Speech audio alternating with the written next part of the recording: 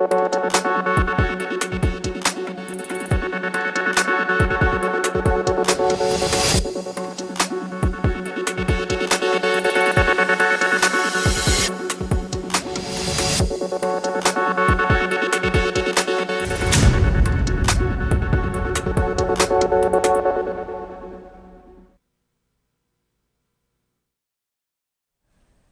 जन टीवी देख रहे हैं आप। मैं श्वेता शर्मा आपके। वहीं देश के पूर्व प्रधानमंत्री डॉक्टर मनमोहन सिंह का देर रात निधन हो गया है। उन्होंने दिल्ली के एम्स में अंतिम सांस ली है। डॉक्टर मनमोहन सिंह के निधन पर प्रधानमंत्री नरेंद्र मोदी ने शोक व्यक्त किया।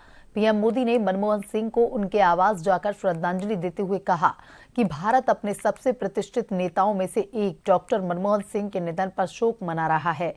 उनके साथ केंद्रीय गृह मंत्री अमित शाह, बीजेपी अध्यक्ष जेपी नड्डा भी साथ रहे। उन्होंने कहा कि साधारण पृष्ठभूमि से उठकर वह एक प्रतिष्ठित अर्थशास्त्री बने। आगे कहा कि उन्होंने वित्त मंत्री सहित विभिन्न सरकारी पदों पर कार्य किया और वर्षों तक हमारी आर्थिक नीति पर अपनी गहरी छाप छोड़ी। संसद में उनके हस्तक्षेप भी बहुत ही व्यावहारिक थे। प्रधानमंत्री के रूप में उन्होंने लोगों के जीवन को बेहतर बनाने के लिए व्यापक प्रयास किए। मनमोहन सिंह के निधन पर 7 दिन का राष्ट्रीय शोक रखा गया। कल राजकीय सम्मान के साथ अंतिम संस्कार किया जाएगा।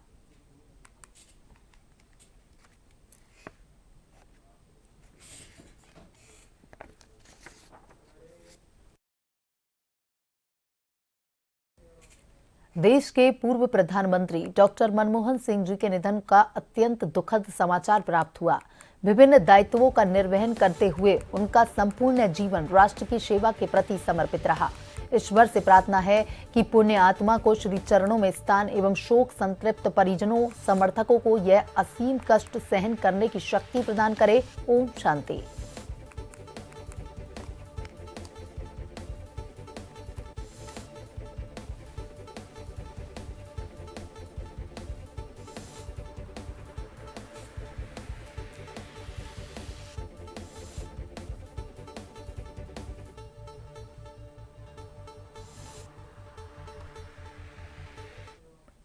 पूर्व प्रधानमंत्री मनमोहन सिंह का 92 साल की उम्र में निधन हो गया। उन्हें भारतीय अर्थव्यवस्था को खोलने का श्रेय दिया जाता है। पूर्व प्रधानमंत्री मनमोहन सिंह का गुरुवार रात दिल्ली के एम्स अस्पताल में 92 साल की उम्र में निधन हो गया। उन्हें गुरुवार शाम को अखिल भारतीय आयुर्विज्ञान संस्थान यानी एम्स के आपातकालीन वार्ड में भर्ती कराया गया था। 26 सितंबर 1932 को पश्चिमी पंजाब के गांव में गुरमुख सिंह और अमृत कौर के घर जन्मे मनमोहन सिंह को उनके काम, खासकर आर्थिक क्षेत्र में काम के लिए दुनिया भर में सम्मान दिया जाता है। उन्होंने 2004 से 2014 तक देश की बागडोर संभाली। सिंह ने 1948 में पंजाब विश्वविद्यालय से मैट्रिकुलेशन की परीक्षा पास की। उच्च शिक्षा के लिए वो पंजाब से निकलकर ब्रिटेन के कैम्ब्रिज विश्वविद्यालय पहुंच गए, जहां उन्होंने 1957 में अर्थशास्त्र में प्रथम श्रेणी की ऑनर्स डिग्री हासिल की। इसके बाद सिंह ने 1962 में ऑक्सफोर्ड विश्वविद्यालय के नफील्ड कॉलेज से अर्थशास्त्र में डी फिल की डिग्री हासिल की।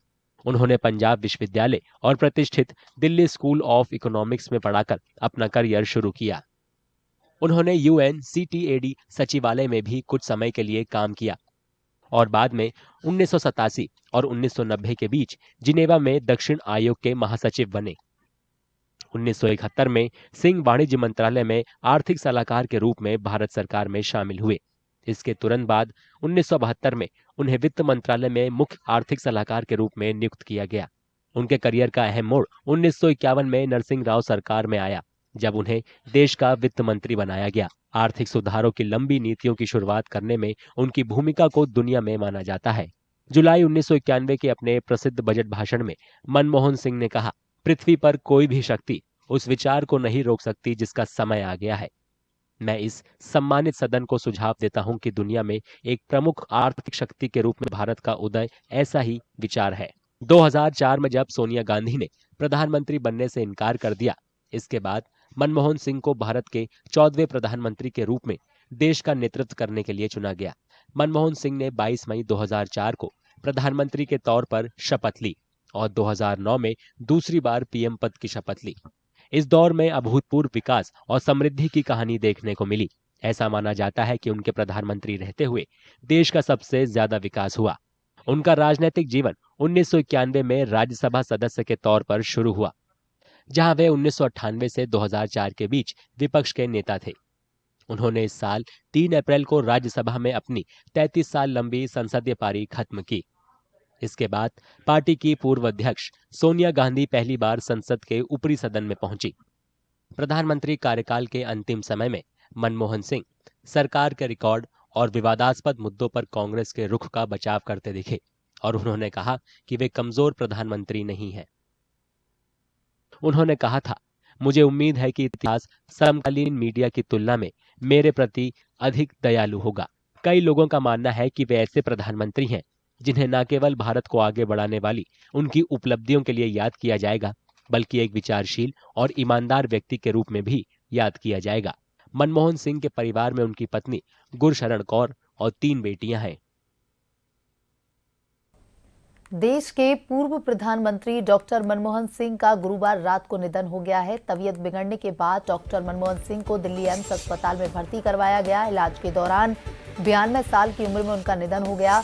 मनमोहन सिंह के निधन की खबर के बाद देश में शोक की लहर है। डॉक्टर मनमोहन सिंह का जन्म 26 सितंबर 1932 को अविभाजित पंजाब प्रांत के गांव में हुआ। 1948 में पंजाब विश्वविद्यालय से मैट्रिक की शिक्षा पूरी करने के बाद उन्होंने अपनी आगे की शिक्षा ब्रिटेन के कैम्ब्रिज विश्वविद्यालय से प्राप्त की। 1957 में उन्होंने अर्थशास्त्र में प्रथम श्रेणी में ऑनर्स की डिग्री हासिल की। 1962 में उन्होंने ऑक्सफोर्ड विश्वविद्यालय के न्यूफील्ड कॉलेज से अर्थशास्त्र में डी.फिल किया। पूर्व पीएम डॉक्टर मनमोहन सिंह ने पंजाब विश्वविद्यालय दिल्ली स्कूल ऑफ इकोनॉमिक्स में शिक्षक के रूप में कार्य किया। इसी बीच में कुछ वर्षों के लिए उन्होंने UNCTAD सचिवालय के लिए भी काम किया। 1987 और 1990 में जिनेवा में दक्षिण आयोग के महासचिव के रूप में नियुक्त किया। 1971 में डॉक्टर मनमोहन सिंह वाणिज्य मंत्रालय में आर्थिक सलाहकार के रूप में शामिल हुए। वहीं 1972 में उनकी नियुक्ति वित्त मंत्रालय में मुख्य आर्थिक सलाहकार के रूप में हुई। उन्होंने वित्त मंत्रालय के सचिव, योजना आयोग के उपाध्यक्ष, भारतीय रिजर्व बैंक के अध्यक्ष, प्रधानमंत्री के सलाहकार, विश्वविद्यालय अनुदान आयोग के अध्यक्ष के रूप में कार्य किया है। पूर्व प्रधानमंत्री मनमोहन सिंह भारतीय रिजर्व बैंक के गवर्नर भी रहे हैं। डॉक्टर मनमोहन सिंह ने 1991 से 1996 तक भारत के वित्त मंत्री के रूप में कार्य किया, जो स्वतंत्र भारत के आर्थिक इतिहास में एक निर्णायक समय था। अपने राजनीतिक जीवन में वे 1991 से भारतीय संसद के उच्च सदन राज्यसभा के सदस्य भी रहे हैं, जहां वे 1998 से 2004 तक विपक्ष के नेता रहे हैं। वहीं डॉक्टर मनमोहन सिंह ने 2004 के आम चुनाव के बाद 22 मई 2004 को प्रधानमंत्री के रूप में शपथ ली। 22 मई 2009 को दूसरी बार प्रधानमंत्री बने।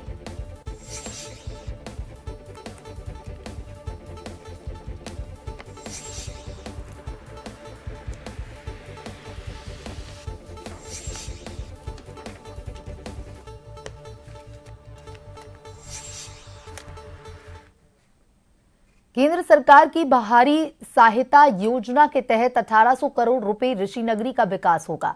इसमें बुनियादी सुविधाओं को विकसित कर देश दुनिया के तीर्थटकों और पर्यटकों के साथ ही स्थानीय लोगों के लिए बेहतर इंतजाम किए जाएंगे। क्षेत्रीय विधायक एवं कैबिनेट के मंत्री प्रेमचंद्र अग्रवाल ने कहा, प्रधानमंत्री नरेंद्र मोदी का उत्तराखंड से विशेष लगाव है, जिसके तहत प्रधानमंत्री नरेंद्र मोदी ने ऋषिकेश को 1800 करोड़ की सौगात दी। इससे योग नगरी का विकास किया जाएगा। कैबिनेट मंत्री प्रेमचंद्र अग्रवाल ने कहा कि केंद्र सरकार की बाहरी सहायता परियोजना के तहत ऋषिकेश, मुनि की रेती, तपोवन व स्वर्गाश्रम में वीडिंग जोन, सीवरेज सिस्टम, पेयजल आपूर्ति, नगरीय यातायात प्रबंधन, बाढ़ प्रबंधन, हरित विकास व सौंदर्यकरण और पार्किंग आदि कार्य किए जाने हैं। 6 वर्षों के भीतर इन कार्यों को किया जाना प्रस्तावित है, जिसमें प्रथम चरण में 900 करोड़ और दूसरे चरण में 900 करोड़ रुपए खर्च होने हैं।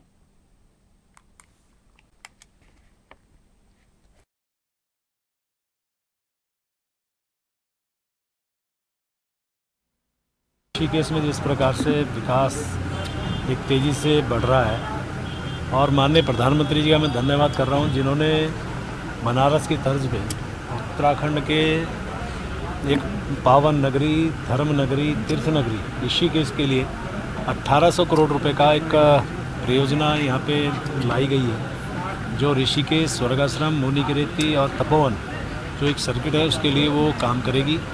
3 सेक्टर्स में इसमें काम होंगे, जिसमें घाट निर्माण होगा, जिसमें पार्किंग का होगा, जिसमें हमारे अन्य डेवलपमेंट होंगे। और स्वाभाविक तौर से ऋषिकेश विश्व की एक ऐसी प्रसिद्ध नगरी है जिसे योग नगरी के रूप में भी जानते हैं, योगा की अंतर्राष्ट्रीय राजधानी के रूप में भी जानते हैं। और जब इसका विकास होगा तो एक इसका स्वरूप बदलेगा।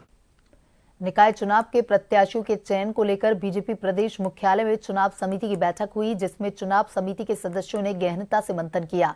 बैठक खत्म होने के बाद गढ़वाल सांसद अनिल बलूनी ने कहा कि नगरपालिका नगर पंचायत प्रत्याशियों के नामों पर मोहर लगाते हुए निगम महापौर के नामों की संस्तुति के लिए केंद्रीय नेतृत्व को भेजा गया है। बताया कि बैठक में सर्वसम्मति से सभी पालिका नगर पंचायत के अध्यक्ष उम्मीदवारों के नामों को अंतिम रूप दिया गया। वहीं निगम महापौर के नामों का पैनल केंद्रीय नेतृत्व की सहमति के लिए भेजा गया है। उन्होंने कहा कि 1-2 दिन के भीतर प्रत्याशियों के नामों की पहली सूची जारी हो जाएगी।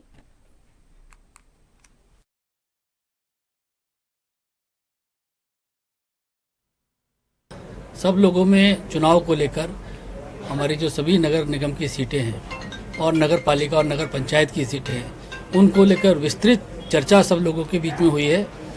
और लगातार पिछले 3-4 दिन से, और मैं ये कहूँ कि पिछले कई दिनों से एक प्रक्रिया भारतीय जनता पार्टी के अंदर चल रही थी, क्योंकि हमारी पार्टी ही एक ऐसी पार्टी है जो कि लोकतांत्रिक तरीके से कार्य करती है और तमाम नगर निगम के क्षेत्रों में जाके, नगर पालिका और नगर पंचायतों में जाके बहुत विस्तृत स्तर पर कई हजार कार्यकर्ताओं से बातचीत के उपरांत कुछ नाम जो आए हैं उन लोगों पर चर्चा हुई है। चुनाव को लेकर के बिगुल बच चुका है। आज से नामांकन प्रक्रिया शुरू होने जा रही है। वहीं डोईवाला नगर निकाय चुनाव में जन अधिकार मोर्चा भी अब चुनावी मैदान में कूद चुका है।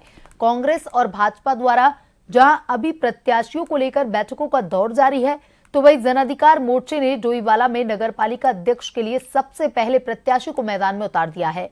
जहां कांग्रेस पिछले चुनाव में सीट पर कब्जा करके सीट पर काबिज है और भाजपा इस सीट को लेने के लिए आतुर है, तो वहीं जन अधिकार मोर्चे ने चुनावी मैदान में कूदकर अब यह साबित कर दिया है कि कांग्रेस और भाजपा के लिए डोईवाला नगरपालिका अध्यक्ष पद की सीट जीतना आसान नहीं होगा। जन अधिकार मोर्चे ने डोईवाला नगरपालिका अध्यक्ष पद के लिए थॉमस मेसी को मैदान में उतार दिया है।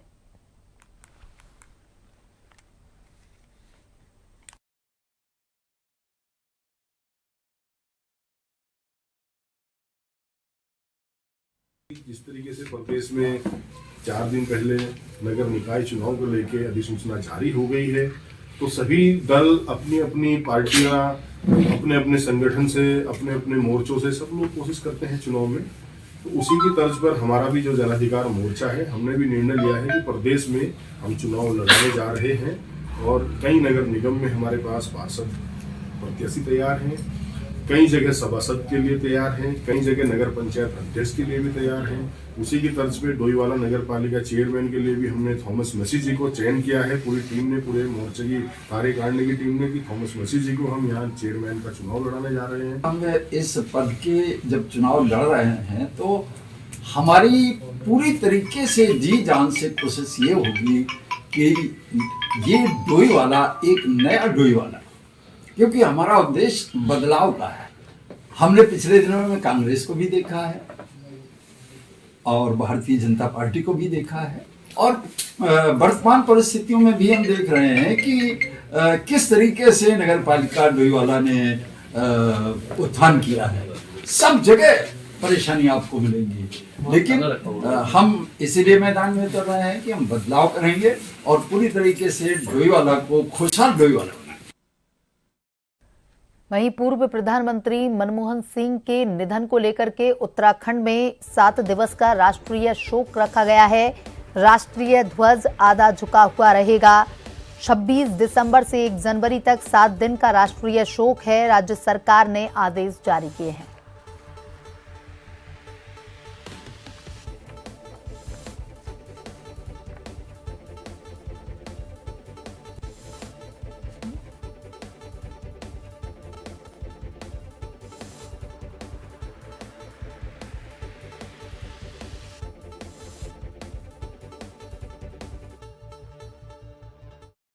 वहीं उत्तराखंड में बर्फबारी के बाद मैदानी इलाकों में भी अब सर्दी का असर दिखने लगा है। हरिद्वार में कोहरे और हल्की बूंदाबांदी हुई है। उत्तराखंड के पहाड़ों में बर्फबारी हो रही है। हरिद्वार जिले में कोहरे के साथ हल्की बूंदाबांदी शुरू हो गई है, जिससे ठंड में और इजाफा हुआ है। ठंड के कारण लोग घरों में कैद दिख रहे हैं। बाजारों में सन्नाटा पसरा हुआ है। कोहरे के कारण सड़कों पर वाहनों की रफ्तार भी धीमी हो गई है। मौसम विभाग के अनुसार आने वाले दिनों में ठंड और बढ़ने की संभावना है।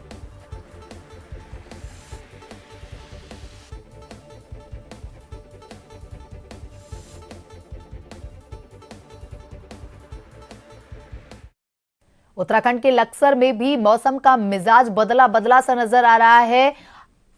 आसमान में घने काले बादलों के साथ सुबह से ही रिमझिम बारिश का दौर शुरू हो गया है। सर्दी में इजाफा हुआ है। बारिश से ठंड में बढ़ोतरी हुई है। मौसम भी सुहावना हुआ है। वहीं दूसरी ओर यह बारिश किसानों की गेहूं की फसल के लिए एक वरदान साबित होगी। लक्सर क्षेत्र में रिमझिम बारिश से किसानों के चेहरों पर मुस्कान दिख रही है।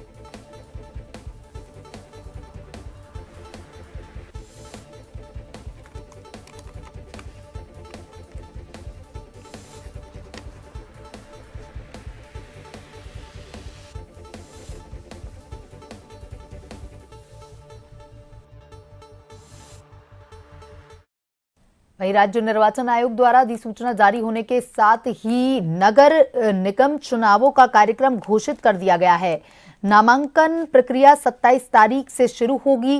देहरादून में नगर निगम क्षेत्र के नामांकन नगर निगम कैंपस में किए जाएंगे, जिसके लिए बैरिगेटिंग और अन्य व्यवस्थाएं पूरी कर ली गई हैं। नामांकन प्रक्रिया को व्यवस्थित करने के लिए बाड़ों को विभाजित किया गया है।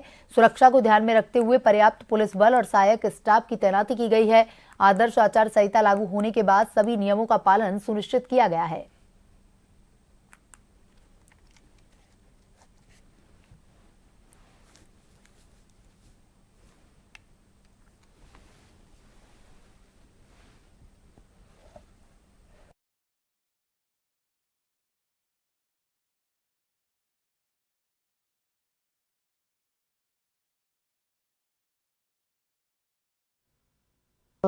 राज्य निर्वाचन आयोग द्वारा अधिसूचना के साथ ही कार्यक्रम जारी किया गया है। उसके तहत कल से 27 तारीख से नामांकन शुरू है और नगर निगम क्षेत्र के जो नामांकन हैं सभी वो यहाँ नगर निगम कैंपस में ही होंगे। उसके अनुसार सारी व्यवस्थाएं की गई हैं। बैरिकेडिंग से सब आप देख रहे हैं पूरे एरिया में कर दी गई है।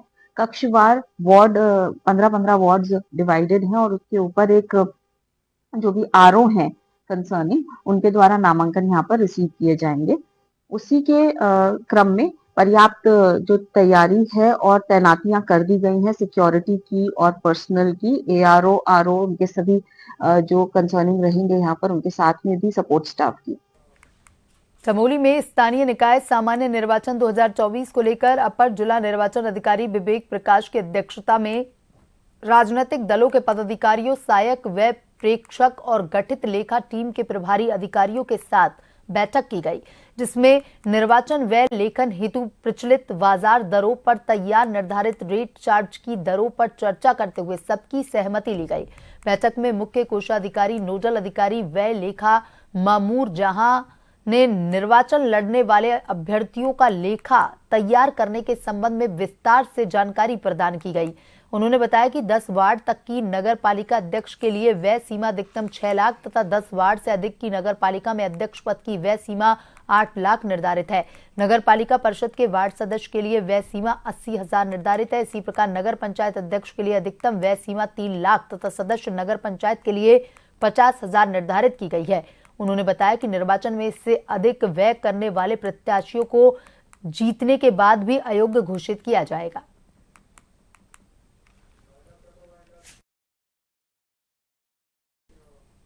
बुलेटिन में अभी तक के लिए इतना ही। बने रहिए जन टीवी के साथ। नमस्कार।